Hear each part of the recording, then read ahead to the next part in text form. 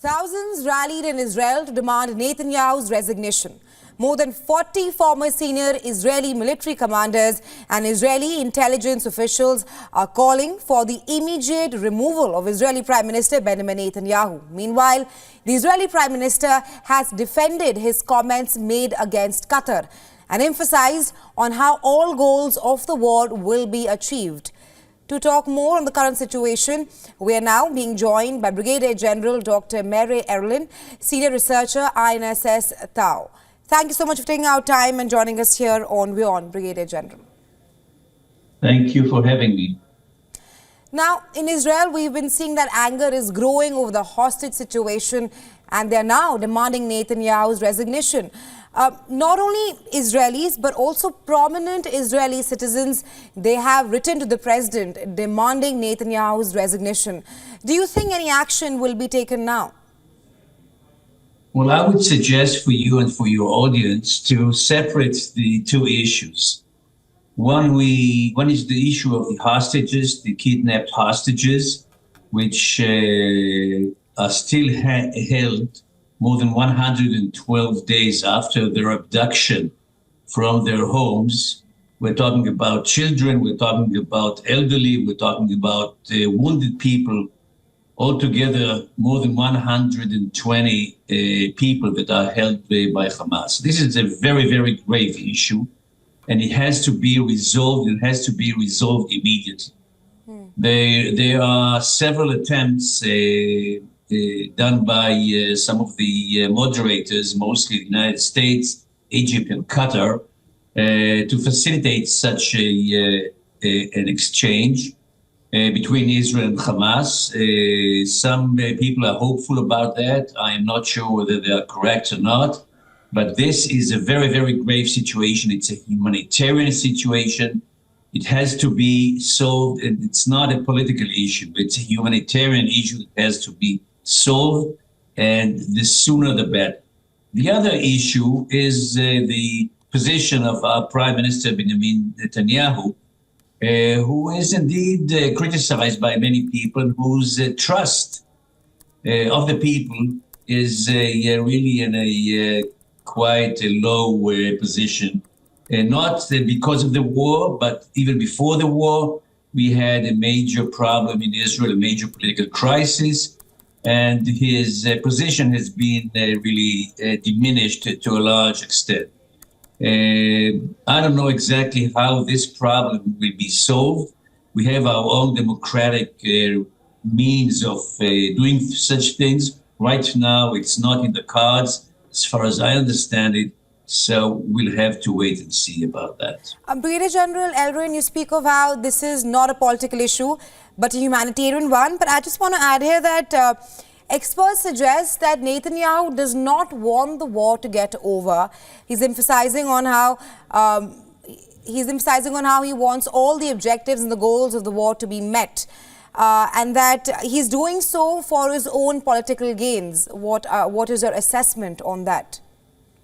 Well, again, I don't think that it's a political issue. I think that the government has stated the objectives of the war very, very clearly at the very beginning.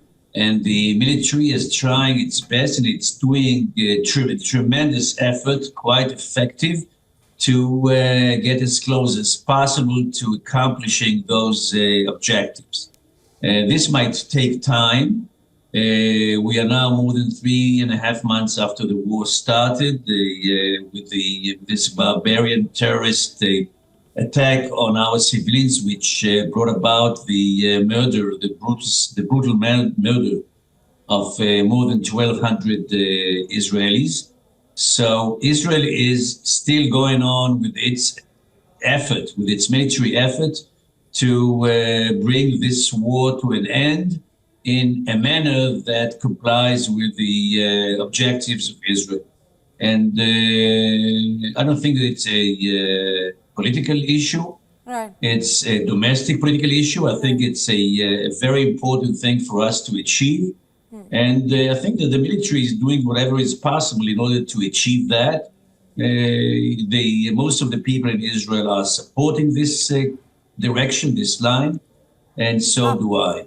Brigadier General Elin, reports, they say something else. You speak of how most of Israelis are supporting Netanyahu's directive of the ongoing war, but we are witnessing demonstrations and protests on a daily basis in Tel Aviv, and the demonstration also reached Netanyahu's residence. Talking about the ongoing war, you spoke of how what the IDF is doing.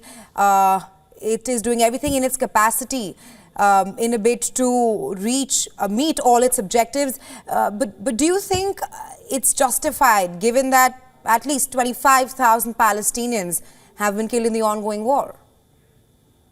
Well, again, your question is based on a somewhat, problematic information. The way I see it, those protests that are being conducted against the government and against the Prime Minister personally have to do with the pressure on the government to enable the release of the hostages. It's not connected to his political position or to the war at large. We're talking about members of the family that are agonized with this situation. I totally sympathize with them. You have to remember that there is a real danger for the lives of the hostages. More than 30 of them apparently have been assassinated already by the Hamas. They are in a very, very dire situation over there, and we are very concerned about their lives. So there is pressure indeed on the part of the families, on the government, to hasten the negotiations and to enable the release of the hostages as soon as possible. But this is not part of the political campaign against the government or against the prime minister. This is a totally different issue which has been sort of put on hold once the war stopped. And probably it will be resumed after the war is over. But right now we're all focused here on the war, its miseries, its problems, right, on the two sides of the war. Just want to add that you speak of how the situation of the hostage takes precedence in the ongoing war here. Then why is Netanyahu taking such a long time to reach a ceasefire in a bid to release at least 100 hostages? Well, again, the problem is that there are major obstacles to reach an understanding with Hamas through the mediators. So far, Israel has been negotiating in open mind and good faith with this treacherous and evil party. And I hope that this will change soon. I don't think that the idea is to postpone the release of the hostages. On the contrary, I think what's happening right now is a very, very serious negotiations. I hope it will come to a good end for the release of all the hostages as soon as possible.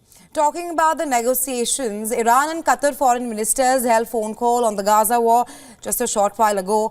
And this after Netanyahu accused Qatar's mediation between Israel and Hamas as problematic. Do you think that those comments made by Netanyahu has further complicated the already arduous negotiation process? Well, as far as I see it, whatever he said to the families of the hostages the other day does not really disrupt the negotiations. As I said earlier, there is a very, very important meeting of representatives from the United States, from Israel, from Egypt, and from Qatar. I think that also the Prime Minister of Qatar is participating in these negotiations, designed to promote an agreement on the hostages. So I would conclude from that even if the Qataris were not very happy with whatever was reported to be said by the Prime Minister, it does not really disrupt the negotiations. And this is very important, as long as it really brings about a quick release of the hostages. This is a major issue.